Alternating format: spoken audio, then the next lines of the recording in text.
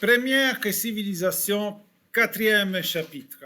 On parlera aujourd'hui du troisième peuple de la Mésopotamie ancienne, que ce sont les Assyriens. On a vu les Sumériens, les Babyloniens. Qui d'entre vous se souvient quel était l'autre nom des Babyloniens? Oui. Non. Fatima. Les Akkadiens. Les Akkadiens. Et maintenant, on parle du peuple qui se trouve plus au nord, les Assyriens, qui ont fait la conquête de Babylone vers 1200 avant Jésus-Christ, qui se sont imposés. On va regarder un peu la carte, d'accord, pour se retrouver. Là, ici, la partie en bas, c'est le pays de Sumer. Au milieu, c'était l'Akkad. Et plus au nord, c'était l'Assyrie.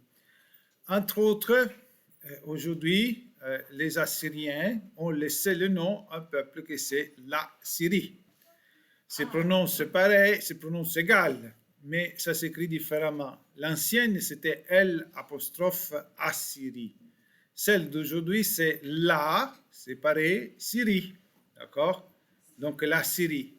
Une, c'est Assyrie et l'autre, c'est Syrie. Hein? Les anciens et les modernes. Comme par exemple les Israélites, c'était les anciens, les Israéliens, ce sont les modernes. D'accord? On a vu. Alors, petite parenthèse, quel est le contraire d'assyrien? Oh, quelqu'un a déjà eu l'information. Mathéi. Debout, tout. Assis, rien. Debout, tout. Assis, rien.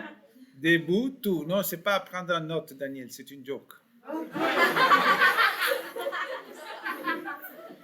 Alors, le nord. Les Assyriens habitent dans le nord. Ils s'étaient installés au départ dans le nord de la Mésopotamie. Et c'est vers l'année 1200 avant Jésus-Christ qu'ils ont fait la conquête de la ville de Babylone. C'était une conquête difficile et une fois qu'ils l'ont eue, ils ont été très durs envers cette ancienne ville, cette ville qui était un peu la capitale de ce monde ancien du Moyen-Orient. Les Assyriens pillent la ville et la vandalisent. Est-ce que vous savez qu'est-ce que ça veut dire piller? C'est le même que saccager. Qu'est-ce que ça veut dire? Non, ce n'est pas vraiment détruire. Vandaliser, c'est détruire.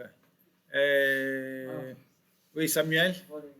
Voler, d'accord. Quand les soldats rentrent dans une ville, ils veulent s'approprier de tout ce qu'ils peuvent remporter. Donc, ils défoncent les portes, ils rentrent dans les maisons, dans les palais, dans les bureaux. Et tout ce qui est de la valeur, ils le prennent, ils s'en vont, ils s'approprient. Ça, c'est vandaliser, par contre, c'est détruire pour le goût de détruire. Or, les Assyriens avaient deux capitales, qui deviendront la capitale un peu du monde ancien, de ce Moyen-Orient. Une capitale était Ninive, tantôt on parlera de la bibliothèque de Ninive, et l'autre capitale, celle qui a donné le nom aux habitants, c'était Assur. Assur et Ninive. Oui. Ninive. Il y a deux capitales. La guerre. La guerre, deuxième mot-clé, c'était leur principale industrie. Les Assyriens vivaient pour la guerre. C'était leur activité fondamentale. Il n'y avait pas beaucoup d'agriculteurs éleveurs parmi les Assyriens. Et alors, comment ils font pour vivre? Bien, ils sont des guerriers et ils exploitent les autres.